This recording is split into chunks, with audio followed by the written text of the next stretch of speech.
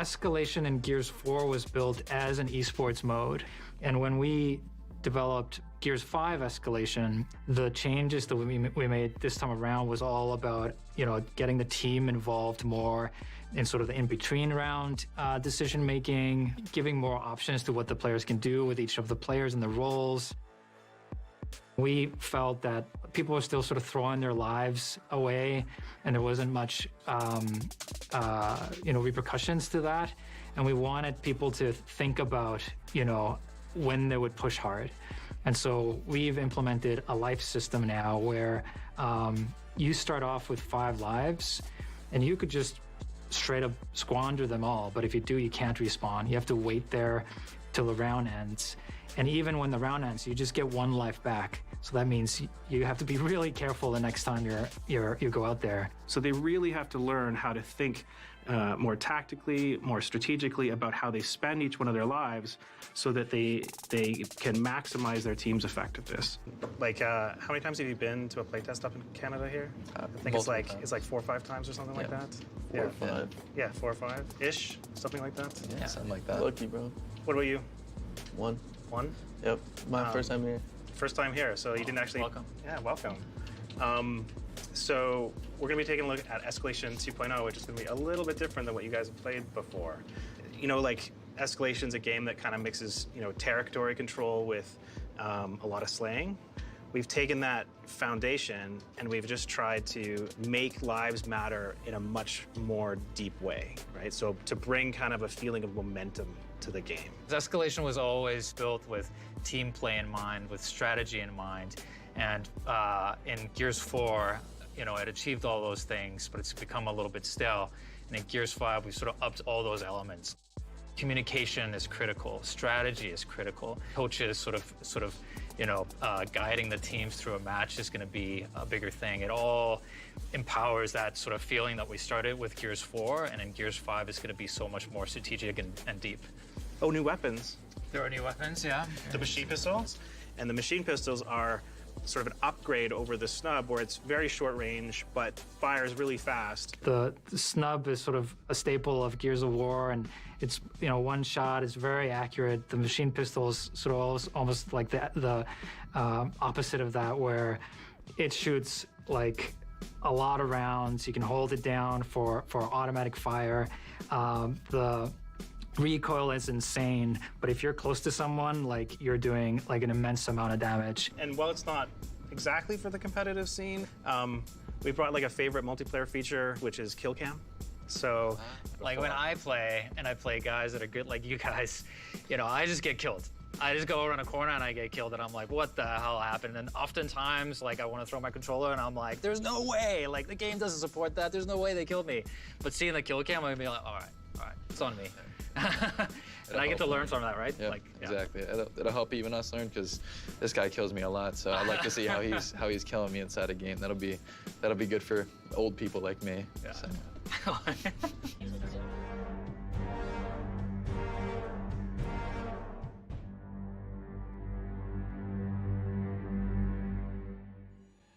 So before you spawn, anybody that's in back spawn, like a support spawn, can hit Y to change their grenades if they want to.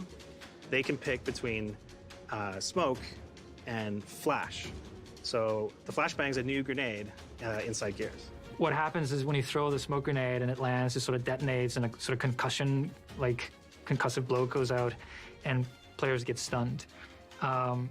It's the stunning is really powerful, because you can make sure that a player doesn't hit his shots or can't even take shots for a little while. But it's always in smoke, right? And so you end up playing in smoke a lot, because it's so impactful having stunned players. And so what we've done with Gears 5 is we've taken the smoke and sort of just made it its own thing. And now we have split them into 2 and improved both. You can take a smoke grenade to ensure that somebody can't see what you're doing. But if you want to stun them, which is if you're attacking a point or something like that, you can take the flashbang.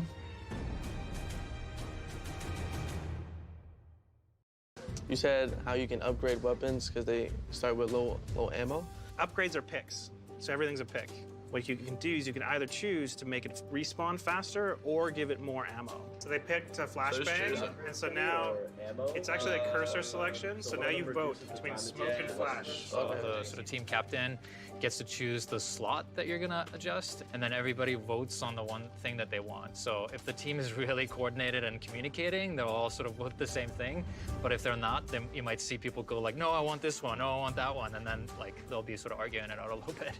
When people first start picking in early rounds, they don't actually pick the most powerful weapons. They're not allowed to. So on the next pick, they can upgrade that into a more powerful weapon like a precision rifle or a submachine gun. And then from there, what they can do is upgrade it into a power weapon with a third pick. The things you have access to are the center line and your half.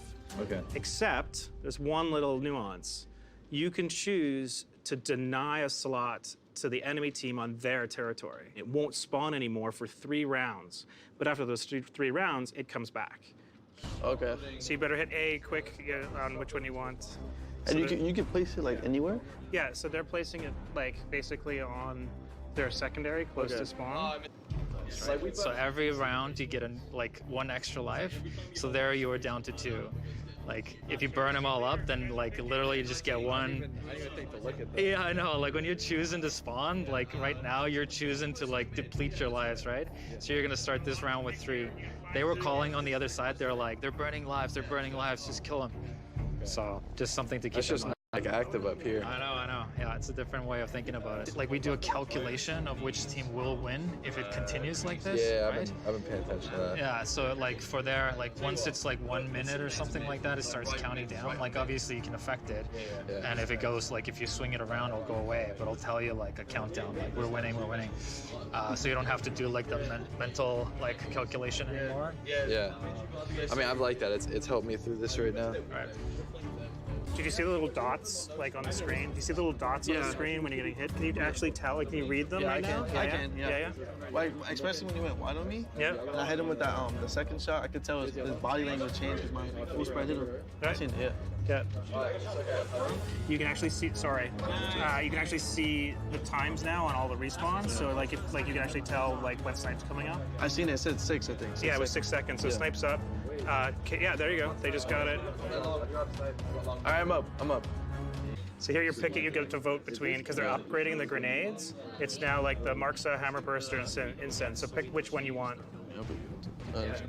So then your team placed an instant there. But I'm still getting used to it because sometimes I feel like I'm not hurt, but then I really am like full red because it's coming in this way. You get like, as you're getting shot, there's like new indicators kind of showing you where you're getting shot from. So like, sort of watch for those. It's like the omen will start to kind of show up a little earlier than the creep comes in. And so you just watch for the hits, you kind of get a better feel for how damaged you are. Yeah, there's bandstand. Just put the claw down in the center line, please. The Swarm has been around now for a little while. They've made their own weapon and they made the claw. And it's big, powerful, frightening, but it's also a little janky. Like, it's the Swarm that are making it. They're not the best engineers. It has like an inverse accuracy on it. So if you're shooting and you hold down the button, it actually gets more and more accurate. But then that sort of Swarm engineering comes into play where if you hold it for too long, it sort of starts like coughing a little bit, goes like, and the spread goes all over the place and it goes slower and like the kick gets harder to manage and then you have to like let go and then start again to sort of get that sphere again. And so it's a very powerful weapon, but there's a little depth in it in like really controlling the accuracy and getting the most out of it. So there's a new like winning condition now, which is if you wipe the whole team before they can respawn, you win the round. Automatic. Yeah. We call it an elimination victory. It's just like the team's not left standing, so like you win. You're close to 3-capping, but they actually killed everybody, like muffed everybody up before the 3-cap happened. So I cut it short. If I have 4 respawns, right, and I spawn up at the end of the round, and then it ends, like I lost that respawn now, right? Like I'm not going up to 5. Yeah.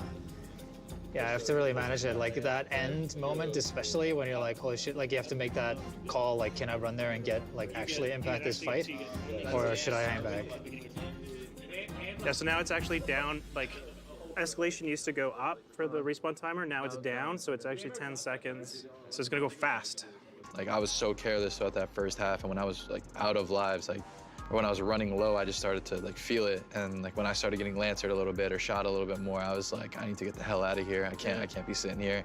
It's such a huge role in the game that's like missing in Gears 4, and I'm happy it's in this one because, like you said before, like there's such a big complaint about just kind of like carelessly playing, and that lives factor alone just makes you have to think more and makes you care a lot more than you did before. So I like it a lot. Awesome. It's one game. It's going to be a little bit hard to tell from a single game, but how did you feel about each side getting to pick? I liked it a lot, but for me, at first it was kind of confusing because you were standing behind me and I was like kind of like lost a bit. I'm not gonna lie, but I started getting used to it, and I liked how you could place a weapon on your side of your choice, and it's just all strategy. Like I said before, it's just pretty dope how you could place a snipe on my side, they'll place a drop on their side, and you could it's not an X. What did you guys call it again? A denial. A denial X on their side. I think. I think we did it to them on drop. On our drop shot. On our drop, Take away our drop. Even though we should have did it on the claw, because that gun is just, that gun is It's strong. very strong, yeah. That's my big consensus, like in my head from playing, is just it's so weird. Like there's a lot to take in, but just the way like the Gears of War is being played is just so much different, and I enjoy it more because it's not just the fighting in smokes or, you know, just head downing with a shotgun. I found myself again taking a lot more time and learning to just be, you know, more intellectual with my gameplay, which is, you know, what I've been asking for a while. So I'm very happy with that. It's like it's fun is the best way to probably put it.